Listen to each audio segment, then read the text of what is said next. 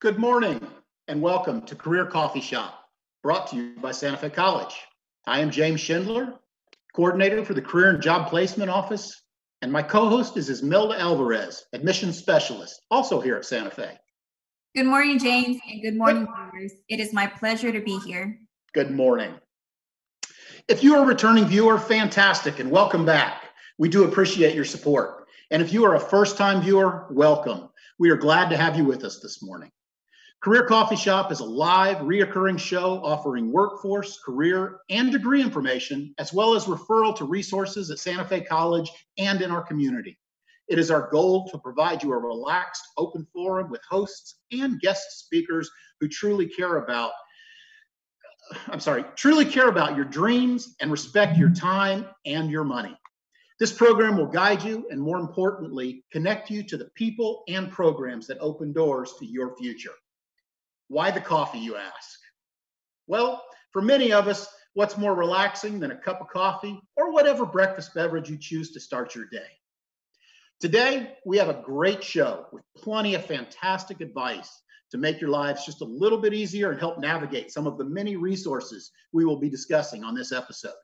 Our first guest is Omar Jennings, advisor for Santa Fe College IT programs, who will fill you in on some of the latest happenings in information technology, both here at Santa Fe College and in Alachua County. Then Izzy will be joining Omar to give us some advice on how to get started towards your career in a state-of-the-art IT field. I wanted to have CareerSource join us today, but unfortunately, we weren't able to make it happen, so I'm going to try out something really special I've been thinking about doing. So please stick around for that later. Lastly, I want to talk about interviewing and some of the changes that are taking place due to COVID-19. If you have questions as we work our way through the presentation, please submit them via the chat function, and we'll do our best to address them during the broadcast or get them to the appropriate department for follow-up. Well, that said, and as is the custom and the name of our show, Career Coffee Shop, let's see if I can teach you a little something about coffee. Izzy, how far back do you think the first recorded use of coffee appeared? You're muted. Sorry. Well, James, no problem. Good article on goodhousekeeping.com. The drink dates back to 800 AD. Legend has it that the 9th century goat herders noticed the effect caffeine had on their goats, who appeared to dance after eating the fruit of the coffea plant. A local monk then made a drink with the produce and found it kept him awake at night. And then the original cup of coffee was born, which I am thankful for because it keeps me awake and it keeps me going. Obviously, you were ready for me this morning, Nice job. This morning, since you shared, I'll share. I'm trying out this neat little coffee maker. I think it's called Bialetti. Please don't hold my Italian against me, which is an espresso machine, which leads me to my next point. The word espresso means pressed out in Italian, which refers to the way espresso is made, forcing boiling water through pressed coffee grounds. And although espresso has more caffeine per volume than coffee, it would take 3 shots of espresso to equal the amount of caffeine in a regular cup of joe. That's right. A regular cup of coffee actually has more caffeine than that shot of espresso. Sorry to be the bearer of bad news, guys. All right, enough about coffee and on to the show. I would like to welcome Omar Jennings, advising specialist for information technology programs at Santa Fe College. Omar, welcome. Please share with us your favorite coffee or hot breakfast beverage of your choice, and then the floor is all yours. Thank you, James. Good morning, guys. My name is Omar Jennings, ITE advising specialist. This morning, I'm drinking a little bit of what's called golden calf coffee, all right? At least that's what the translation is. So golden calf coffee is actually from Kenya, Africa. And actually Kenya started planting these coffee beans in 1903, okay? It is a greenish yellow mix, or hue. And they're actually the 3rd largest producer of tea in the world. So go figure. Coffee from a place with mostly tea. So I'm going to get started today, guys. I appreciate you guys having me on Coffee Chat. Really a different setup.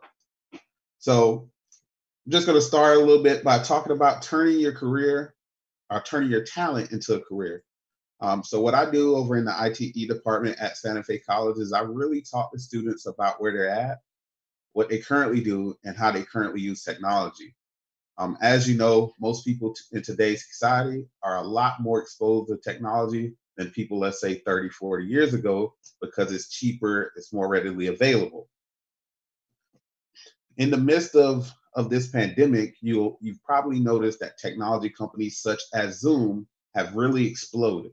And that being the case, we're going to need more technology professionals. Currently, prior to this explosion, the need for technology people was growing by about 33% a year, with the exception of IT security, which I'll talk about in a few.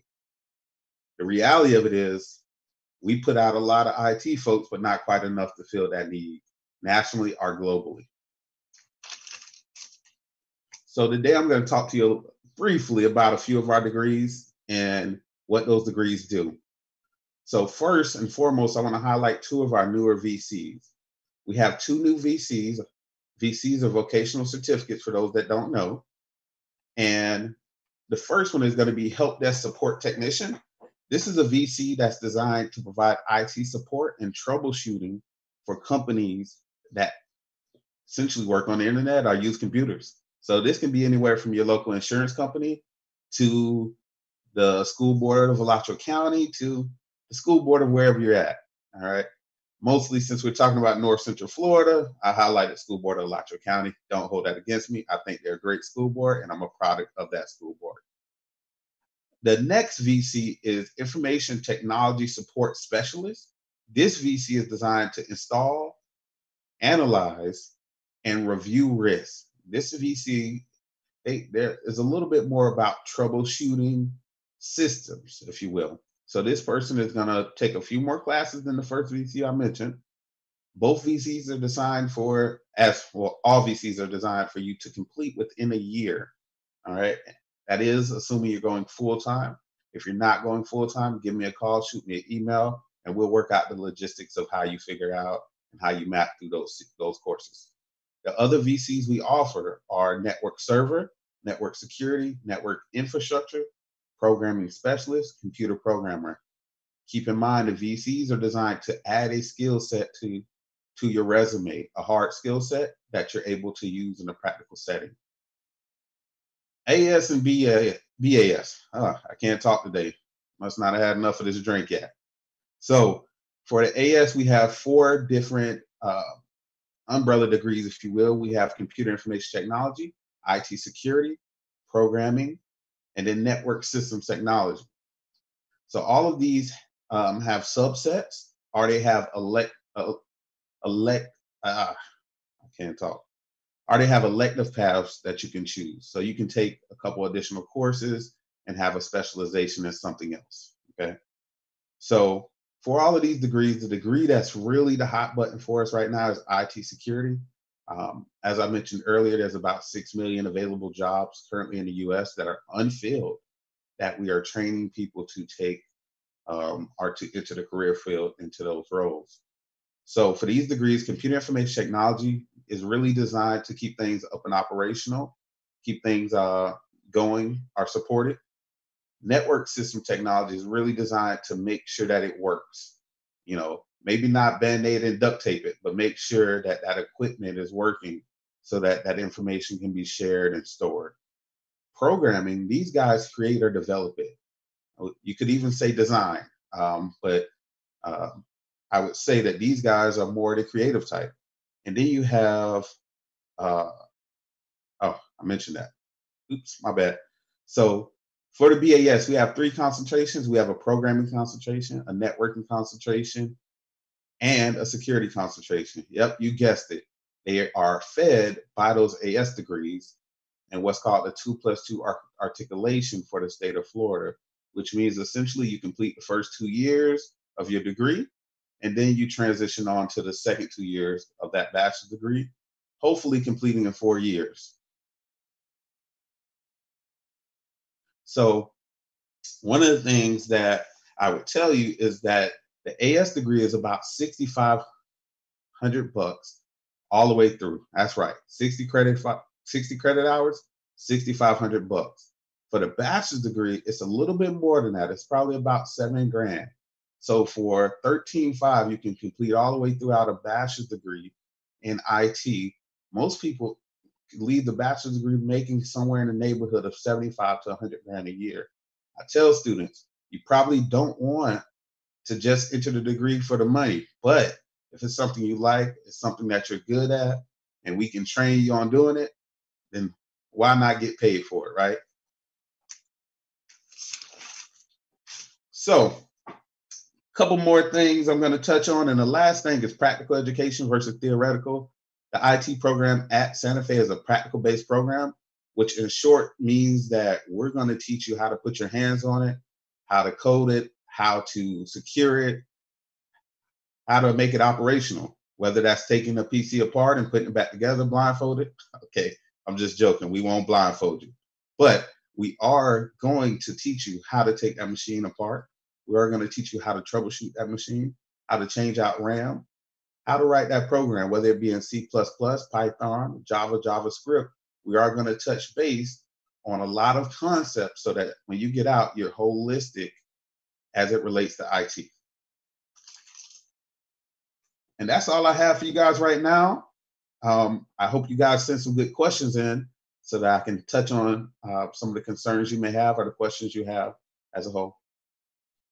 Omar, thank you for your presentation. I always enjoy hearing about like all the programs that we have here at Santa Fe. I think it's incredible, especially that you said that there's new ones that are being added. Like that is just amazing. I do want to remind all of our viewers that our application for Santa Fe College is free. So if you want to head over to sfcollege.edu, and then on the right top corner, there is a little button that says apply to SF, and you can just apply there. It takes less than 15 minutes for you to complete your application. So if you know you want a degree in IT, and we have Omar here who will answer a couple more questions, but that's the first step. Go ahead and submit an application, okay?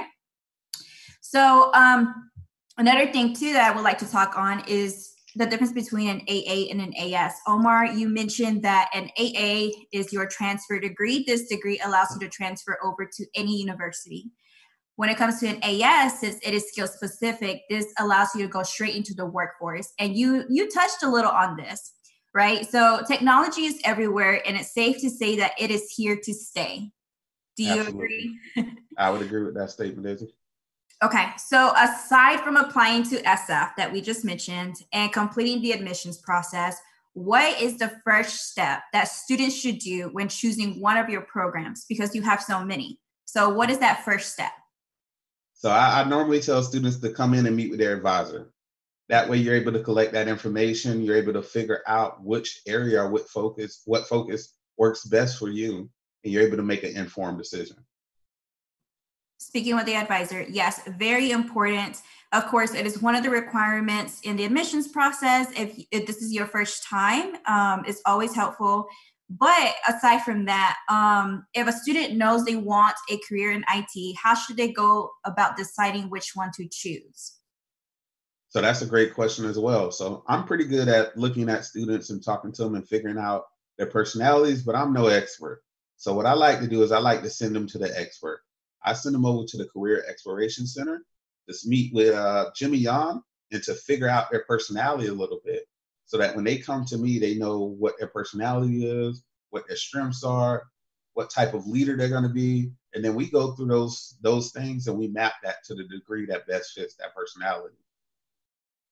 That's good. It is very important to know what works best for you. I agree Absolutely. with that. So in the last show, James talked about building your resume whenever you're looking for jobs. And you kind of touched on this when you talked about skills that students pick up in your programs.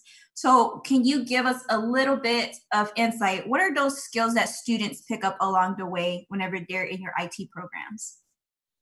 So students really come out of our programs with the ability to critical think, to organize, to communicate, to collaborate, and to problem solve.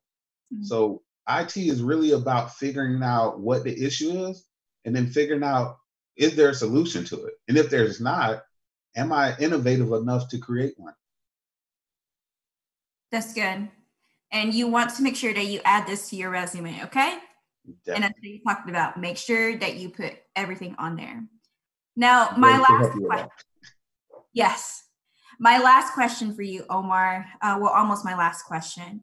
Can you talk a little bit about internships or job opportunities that some of your students have while pursuing a degree? I know this is something that students ask questions about, right? Should I or should I not get a job? Should I get an internship? Sometimes these majors are required for students to do so. But what are some of those stories? Can you tell us a little bit about that? Yeah, so I'll give you a quick story and really kind of an overview. So for the most part, many of our IT students, they do a 100-hour internship while they're in the program. And after they complete this internship, a lot of times they get hired by that employer. But while that's the end result, the reality of it is that's a really a sequence that happens in the ITE program. We have a professional development course. James has been a guest many times to this course, where they learn how to write resumes, how to interview, and so on. The reality of it is that we're really helping you to map out and to speak to what skills you have that are employable. And as far as students getting jobs, I've had many students. I'm going to highlight a student now. So the first student I think of is a young man by the name of Charles. This isn't really his name, of course, because of FERPA, but Charles came into the program and he really had no idea what he was going to do. And he had worked in the industry in construction for a while. And Charles came in really doubting that he could get to where he wanted to get by going to a community-based college. After working with Charles a little bit, Charles was able to obtain a job after completing his degree in network systems technology. He was able to obtain a job working in the school system as a network admin. Charles has now moved up 5 positions in that ladder, and who knows, by the time he comes in next time, maybe he'll be the boss. That's awesome. Now, for a student who is interested in an IT program, how can they contact you? Oh, so you can email me. You can give me a call on the phone, or we can do a virtual appointment. I normally tell people email me first so we can set that phone call or that virtual appointment up. That way we have some type of communication thread. That way I can make sure that we get you on the books. With everything going on with COVID, communication and how we communicate as advisors and as a college has changed. So I think it's very important to make sure that we cover all bases and that we don't miss any students because, well, our job is really to train that next generation of leaders in the industry. Right. Okay. That was good. Thank you so much, Omar. I really appreciate you. Thank you. I really appreciate you guys. And it was a pleasure being on Coffee Chat today. Thank you for joining us. Omar, thank you so much for joining us and sharing all of that great information. I always learn so much. And I'll tell you what, those questions were tough. I thought a couple times Izzy might have had you stumped, but nope. He's a tough interviewer. I think you really do know all there is to know about your program. So again, thank you, stay safe, and Omar, have a great rest of your day. Thank you guys. Until later. Oh, that was fantastic. I always am just amazed at all of our programs, and I learn more every time. So, Izzy, I got to say, I really liked the question and answer format that you and Omar you came up with to deliver your presentation. Well, I was just kind of thinking about what are those questions that students may have. I know when it comes to college, whether it's your first time or your second time, it could be a little bit overwhelming, but at the same time, there's so much out there. There's so much information, and sometimes you don't know where to start. So that's kind of where I was in the process. That's for sure. Plus, as Omar mentioned, we're doing things so differently anymore. I know as a speaker, we try to anticipate what our audience needs, and questions presented during the chat sure make this a lot easier for us so that we know we're addressing what you want. Which reminds me, one more time, Please post any of your questions through the chat function. And again, we'll do our best to respond during the broadcast. We also will have a survey available after our broadcast if you would like to suggest topics for future shows. All right, let's move on. Well, early in the broadcast, I promised you something special. And this part of our presentation is nothing short of amazing. So last week, Izzy and I spoke about our construction program and the Habitat for Humanity house that they were working on. Well, you know what? The house was delivered to its new recipient. And here are some pics to highlight just how awesome this program is. Remember, this was built inside by Santa Fe students, every single piece of this house. So if you like to work with your hands and have ever thought about working in the building trades, come check us out to see what we have to offer. The construction industry is booming, especially here in the Gainesville area, and I think you'll be glad you did. Now, I'd like to go to something new. I'd like to go to what I'd like to call Job Corner. On our very first show, we talked about job boards. And since that time, CareerSource North Central Florida, who again, I was hoping to have with us today, has launched what they call Propel GNV or Propel Gainesville. Let me pull that up for you.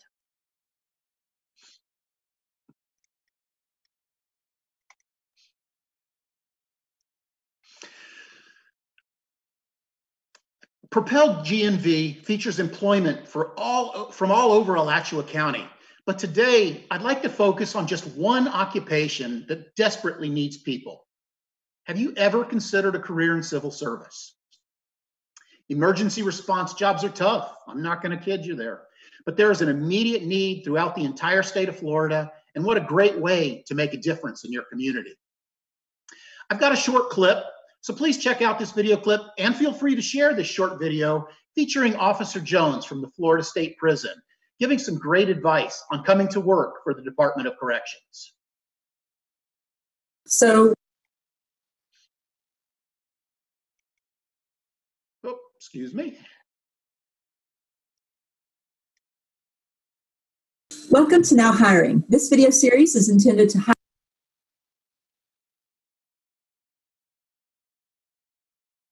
Sorry about So, that. what are the qualifications or who can apply to be a correctional officer? Be at least 18 years of age, be a United States citizen, have a high school diploma or equivalent, have no felony charges, have a good moral character, pass a background investigation, medical exam, and drug test, have a valid driver's license. And what are the benefits of becoming a correctional officer at Florida State Prison? Outstanding, great benefits.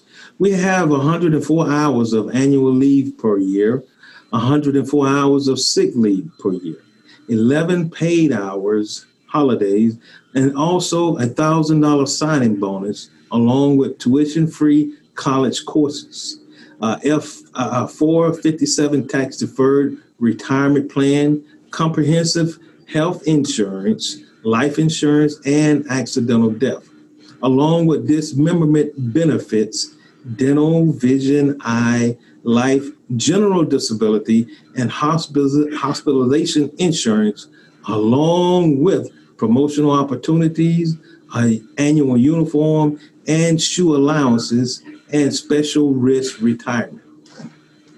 Wow. So, in addition to all of those great benefits, you get paid too. So what's the salary or the wage look like for these positions? Outstanding. Yes, ma'am. As a non-certified correction officer, the hourly rate is $14.50 starting out. A certified correction officer hourly rate is $16.11. So what's the difference between those two distinctions, the certified and non-certified? The difference is passing the Florida Department of Law Enforcement state exam. Prior to this exam, the state of Florida is willing to pay for your basic recruit training, as well as pay for you to attend the training. So what is the basic recruit training? What does that consist of? The Basic Recruit Training is a 14-week program where you will become certified in general corrections, first aid, firearms, defensive tactics. These training will prepare you to take the FDLE exam. Wow, that's pretty amazing at a company to have so much paid training. Come in, get all the training you need for your position, and be paid while you're doing it. But are there some additional benefits that somebody can get as a correctional officer? Yes, ma'am. Officers, some of the benefits of becoming a correctional officer are that you will have a tuition-free college courses, career development courses, opportunities to receive state housing, free gym membership 24/7. Wonderful. So we do want to let everybody know that we do have the correctional officer position posted at Employ Florida. So if you go to Employ Florida, you can put in the job order number that's listed there and search that, and it'll bring up the full position description for this position. But can you tell us, once somebody does that and they go through that process, what's the ultimate application process? The ultimate application process, you can go and apply at fldcjobs.com or by contacting me at 904-769-9299 or Sergeant Chandranette at 904-368-8834 or at Maggie Chandranette at fdc.myflorida.com. All right. I hope you found that useful. For more videos like this, please check out Propel GNV, Now Hiring Video Series on Facebook.com. Also, if you would like to learn more about the civil service training programs, check these out at Santa Fe College.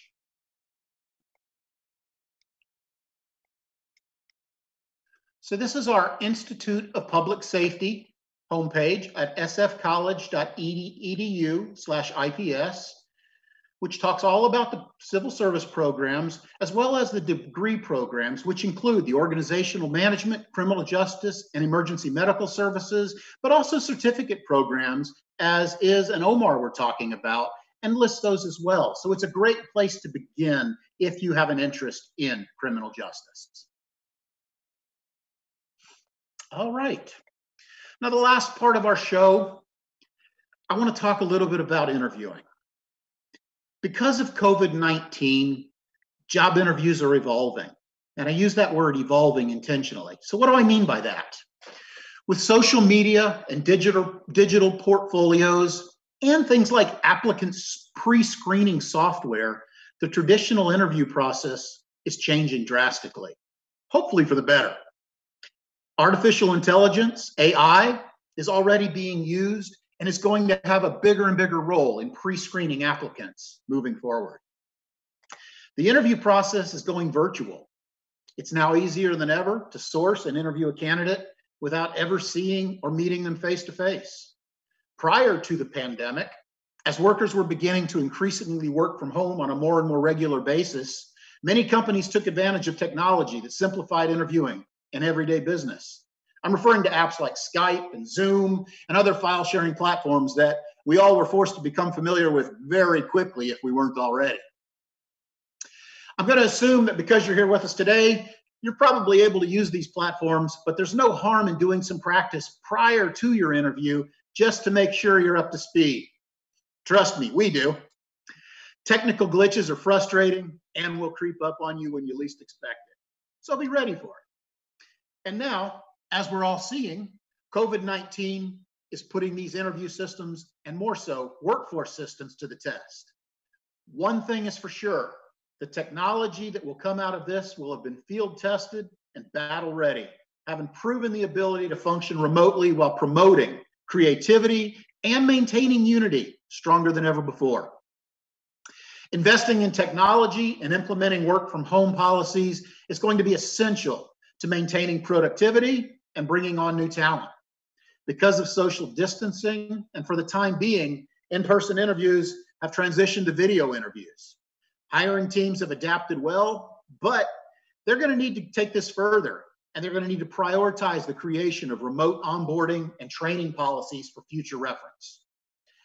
Hiring experts agree that hiring for attitude, behavioral, and cultural fit is just as important as measuring whether the candidate can perform to expectations. One of the things I found very interesting in this isolation exercise is paying attention to the background items. I'm always looking at the back, behind people when I'm talking to them. This is particularly important during an interview session where making a great impression is vital. But also, make sure you're paying attention not only to what you're saying, but your body language, your vocal inflection, and all of those nonverbal cues. A camera is very forgiving, but that only goes so far. Plus, it's probably being recorded and can be watched later. So always keep that in mind. Since you're not meeting people face to face, the use of assessments becomes even more important. Forbes.com's stance on assessments is that it doesn't matter the level of position. From your entry-level worker all the way through your CEO, you always should use assessments just to make sure your candidate meets your needs. Every final candidate should be tested. The last point I want to make is less about the interviewing process and more about the job search, but I think it's important. Make the process personal. Let the world around you know you are looking for something. Too many times I've heard, I wish you'd told me you were looking. I just filled that position last week. Work it into your conversations, whether you're out and about or online, in a trusted environment, of course. People will help in their own way, but only if they know you're looking. Also, consider that many companies have an employee referral program.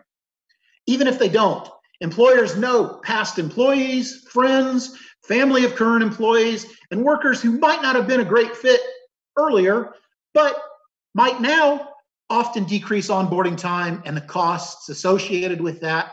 And these people make great workers. So let people know you're looking. My point is this. The world of work is changing. With the continued uncertainty of COVID-19, workplaces need to find ways to continue business, including hiring efforts. Implement smart, modern changes to your job search plan and watch those doors open. Okay, now we've got time for a few questions. I've got one right here. Let's see. Actually, this comes to me. How am I supposed to choose a major when I have no idea what I want to be? Great question. Earlier in the program, Omar mentioned our Career Exploration Center, Mr. Jimmy Yawn, who's one of my favorite people on the Santa Fe campus. What's so great about Career Exploration Center is that when you walk in, they're there to help you find some direction. They have some amazing assessments. Jimmy and his team will sit down with you, work with you one-on-one to find out where your interests are, where your skills lie, what you've done in the past, and help you choose a career. Not push you towards one, but help you find something that you're going to love once you've made that big decision, and it is a big decision. So, great question. I love to be able to talk about Jimmy. What other questions do we have? We have one question that said, how can I prepare for virtual interviews? Prepare for virtual interviews. Great question. Well, first and foremost, I like to teach that an interview starts the moment it's scheduled. The moment you receive that phone call or that email or that text, hope it's not a text, but you know what, it happens. Maybe we're moving there. But an interview starts the moment you receive notification that it's coming. Start preparing. The things that you have control over, you can practice the questions, what you're wearing. I mentioned earlier, getting on Zoom and doing some practicing so that it's smooth, so that you know when you click here, this is going to happen. You know what? Technical glitches are going to happen. They always do, but at least you're prepared. You can work around it, and you'll get through that interview process. Most importantly, the questions. Practice the questions. Know where you're going to start. Know where you're going to stop. Make sure that when you're reviewing your questions, you're giving full answers. You are giving how I began, what the process was, and what the end result was. Examples are great. They tell a story, as opposed to just having the listener, take you at your word. Give an example, which allows the reader to gauge your performance. It's a great way to really make your point and drive it home that I do know what I'm doing. I'm a good fit for this position. Another great question. And real quick, so yes. In in-person interviews, the suggested time to arrive is 15 minutes earlier. I always like to arrive 20 minutes earlier. But what about virtual? You're in your own home. What time should you arrive to that interview?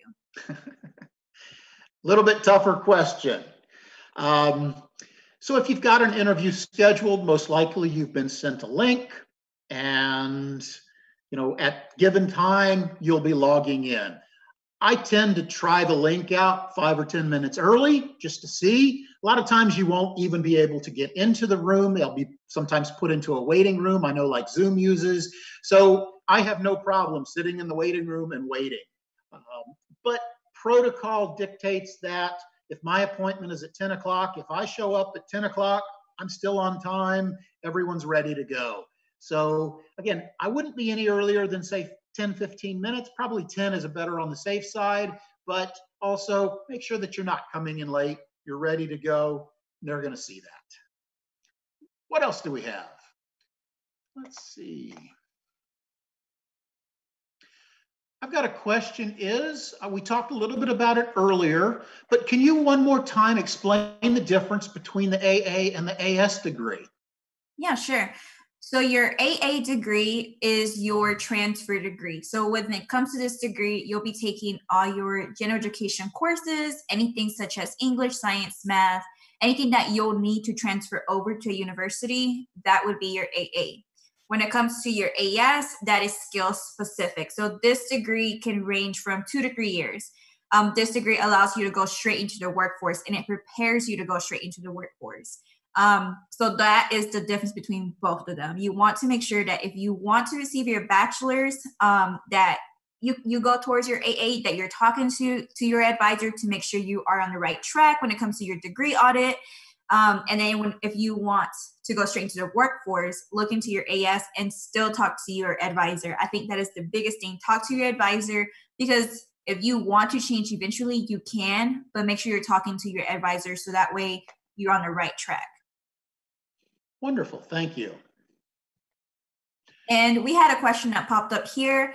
What are some companies in the local area that are hiring? Oh, wow. Okay. Let me start with construction industry. The construction industry locally is booming. I was speaking to an employer yesterday who, and by the way, all of the jobs, any jobs that I'm going to talk about are listed not only on the Santa Fe College job board, oftentimes you'll find them on the Employ Florida. Some of the jobs that are job boards that we talked about on last week's episodes. But again, back to the question. Construction industry is absolutely booming. He was looking for general labor. He was looking for office help. So lots and lots of opportunities there. Another industry that I see that is actually posting quite a bit is the city of Gainesville. So we're talking government, quasi-government work. So be sure to be looking at the county, be looking at the city. There's a lot of support services going on, and we're changing programs as well. Again, these aren't necessarily positions that have existed in the past. New positions are being created, a lot of it to deal with COVID-19. Some will be temporary, yes, but others are going to be permanent. We just don't know. So check out the City of Gainesville job board, check out the county job board. The gentleman, Officer Jones, earlier talking about Department of Corrections. Hundreds and hundreds of positions available within Department of Corrections right now, probably the number one.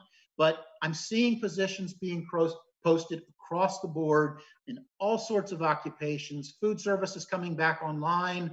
I was reading a little bit earlier that some of the restaurants, bars, those kinds of things are going to be reopening more so. I know massage parlors, different places. So again, get on the job board, start looking, and you're going to find them as they return.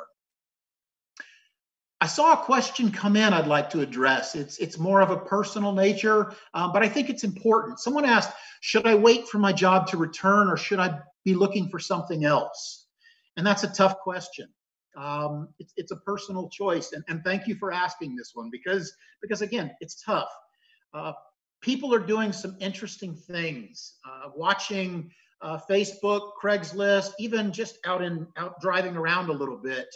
And I'm seeing that people are beginning to find some very neat ways to make some dollars on the side. In some ways, we're reverting back to skills that were much more prevalent years back. At the grocery store, I'm seeing that the baking shelves are empty. So I think people are beginning to bake, and I'm beginning to see things listed, different fruit products listed online. Somebody the other day selling empanadas online, and I thought, wow, that's really neat. Just again, to offset loss of income. I'm seeing light handyman services more and more, people that are offering to help with this project or that. I even saw someone offering in-home, come to your house, car detailing services. This is a great way to stretch a dollar by selling a product or a service you're good at. But I do want to caution you, please be sure to check local regulations. I don't want you getting in trouble trying to produce a product that is going to require coding or permits. So again, check with your local regulations if you're, again, going to get into handyman services or something like that. I know I didn't answer your question directly as far as looking that job, but this is one way I wanted to bring up that people are buying some additional time to put off having to make that difficult choice and start looking for something else. Thank you again. That's a great question, a very hard one to answer. Do we have any more? James, could I mention about IT companies that are hiring? Yes, please do, Omar. All right.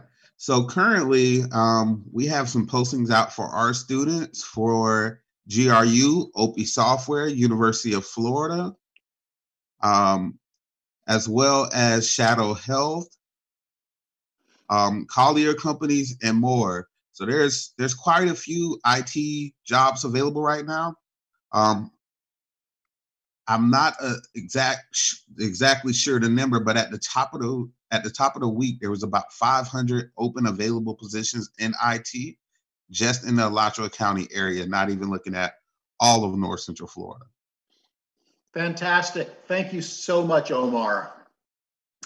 Looking at the time, and we are about out of it. Izzy, do you have anything else for our audience?